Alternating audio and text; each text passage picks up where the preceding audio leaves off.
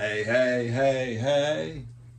Last few years, we saw an epic rise in money supply, and get rich quick became a reality. Now we are faced with the true reality, and Rudy from Alpha Investments sums this up amazingly well in his new video, How to Open a Stupid Card Business. Don't change that dial. We'll be right back.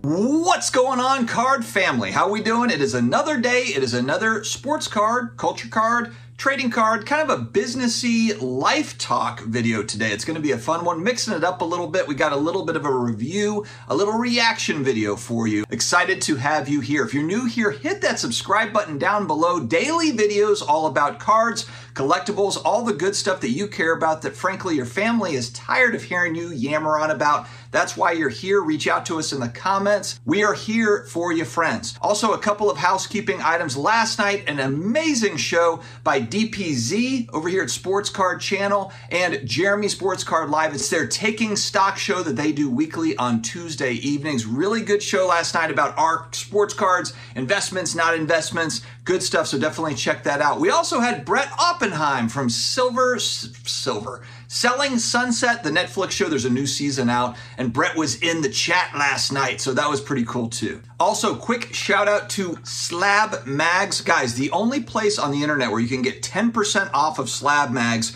it's here. There's a code, a link down below. Use it. Look, if you're going to spend $1,000 on a card, what is another 20 bucks on protection, UV protection, which is incredibly important when we think about sunlight, light in your house, etc. UV protection. A lot of people think their slabs automatically have UV protection. They do not. They might have some, but not enough. It's not enough protection, and you don't want to risk it. You might have a very nice surface there or an autograph that you don't want to fade. SlabMags, check them out. Link in the video description as well as in the pinned comments. All right, it's no secret there is a bevy of get rich quick, make money at home, all this sort of stuff, and it's geared to a lot of, I would say, younger people first. Now, it's not to say that you can't be 40, 50, 60 and get caught up in a get rich quick type scheme, but you know, the younger crowd, they're coming out of maybe high school, that 18-year-old, and then up into kind of the early 20s. They're looking for ways to get ahead. A lot of times, too, you're kind of rebelling against your parents a little bit. So you're like, hey, I know I need to go to college, or I know I need to figure this all out, but I can do it faster than you did, Mom and Dad. I have found this get-rich-quick style program through some sort of a financial guru or whatever online.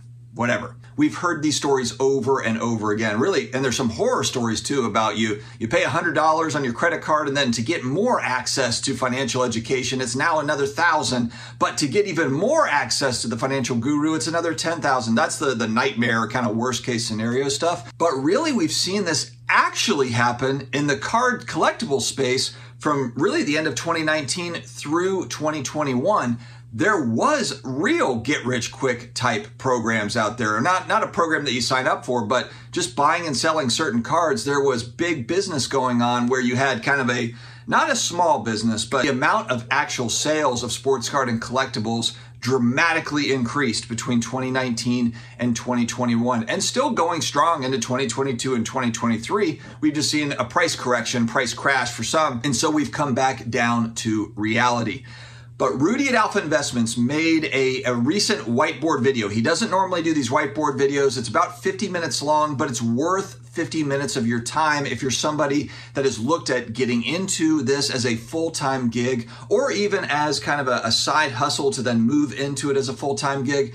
This is the real talk here that he gives on how to start a business. Now, if you don't know who he is a business owner in Magic the Gathering cards. He's been on YouTube for about 7 years. He has allocation for all the new releases that come out, and then he keeps some of it, and then he resells some of it to his customers. And he's built that over years and years and years. And he carries heavy, heavy bags. He's not a big seller. He's not flipping boxes. He'll show kind of in his background warehouses that are literally stacks and stacks of sealed products, Magic the Gathering stuff that goes back years and years. He was also buying PSA graded Magic the Gathering cards when it wasn't cool, you know, going back to 2006, 2007, 2008, when it was on the cheap in comparison to where we are today. For Magic, I believe it's reserve list is kind of their big stuff, kind of their expensive stuff. And he has a lot of that. So he is heavy into this. He is heavy into it. He's been doing it for a long time. So he understands all the risks associated with starting the business. A lot of things that people don't think about.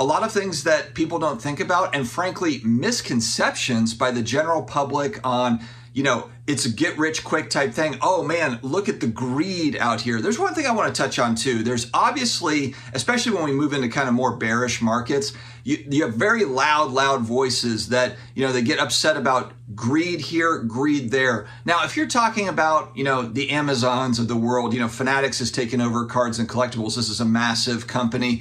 And if you want to kind of complain about those types of companies, then fine. I mean, they're kind of on the 0.00001% of business. Most businesses in the United States and globally, small businesses. You know, it's average people that are just trying to do something that they enjoy. They're trying to not work for somebody else. They're trying to live the dream, kind of that freedom of being an entrepreneur. And really now we've talked about it, you know, in the sports card world, in the card world, it is not easy to run a business now flipping cards. You know, the flipping that happened from 2019 to 2021, not really real life. It's never happened that way in the sports card hobby. It might never happen quite that way again. Now, could there be frenzies of flipping cards, you know, during certain periods and this and that? Of course. And do people make money every day flipping cards?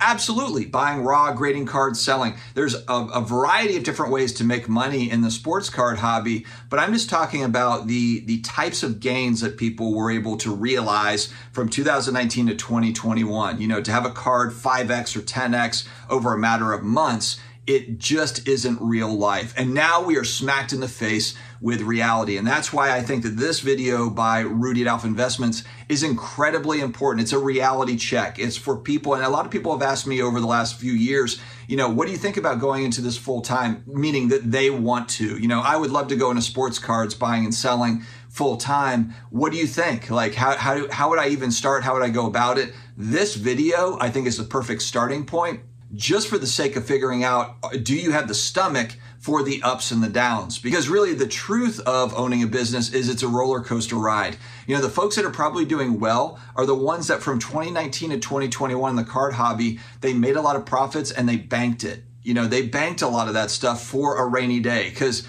typically when you look at small business, you're going to have kind of these ebbs and flows where you might have a few amazing years in business, and then you might have 5 awful years or average flat years or whatever it is. And I do think that this is what happens in this particular market. It's a lot of flat years, and then yes, you might have some boom years if there's a great draft class. There's a, you know, the LeBron James is coming out in 2003, and all of a sudden there's, you know, a big rush to cards. You know, but for the most part, businesses have got to weather these storms that can be years. So it's not all it's cracked up to be. I know, you know, you go onto social media and it can seem like, you know, we're buying a $50,000 card, we're flipping a $100,000 card, we made these huge trades. It's not really real life. It might be for a few, but it's not real life for most small business people. And we've talked about on the channel, it's become more in vogue to get back into kind of the back to basics, flipping small cards and doing the kind of the micro transactions of buying a card for $1 and selling it for $2 or $3 or whatever, and just doing that over and over again. The majority of people that are flipping cards in the hobby are doing that. You know, we talk about, you know, channel partner ComC is perfect for this. Move in and out of cards. It's the OG vault, you know, to where you can get in, get out. This is kind of more of the norm in the hobby. Buying a $1,000 card, moving it for $1,700, you know, those things can happen, sure. You time something perfectly well, and it can happen. Flipping Steve just did it. He's talked about it with Jordan Love cards that he bought in January, February, or December, January, resold them in April, or whatever it was, March, April, that he sold those. And he was able to do that. Bought for $900, sold for $1,500 type thing. It can happen, but to do it at scale is very, very difficult to do. Guessing on players, you have to be right. You know, maybe there's a trade, maybe there's, you know, with Aaron Rodgers moving on, Jordan Love, new starter, you're kind of hoping for things to happen and you're getting it at price points where you think that it makes sense. But again, great sobering video here by Rudy Alpha Investments. If you are somebody that's thought about, hey, I'd like to do this as a side hustle. And look, a lot of the dealers at card shows, they're doing it as a side hustle or they're doing it as something to do on the weekends. Hey, it's not very expensive for me to go get a table. I get to talk with other hobbyists. It's fun. And if I break even on my table, great. That's time well spent. There is a self-care. My buddy Rob, sports card therapist, calls it, you know, the self-care of cards. And that's really kind of what it is. Mental health / self-care is part of the hobby experience. It's kind of that buy, sell, trade. And so a lot of dealers at shows, they're not necessarily there because they're trying to pay the mortgage, you know, with the proceeds. Some of them are, some big time dealers for sure. But a lot of folks are just average Joes that are out there and they have fun. Every few weekends, they'll go out there and talk to other hobbyists and see what's going on at the card show and participate. So guys, go and check out this Rudy Alpha Investments video. Even if you don't collect Magic the Gathering cards, one of the more entertaining YouTubers, but this video can pertain to any type of business, but especially in our card space, he's talking specifically about cards, trading cards. So definitely please check out the video. Let me know your thoughts on it in the comments below. Stay healthy, stay awesome, and I will talk to you again later.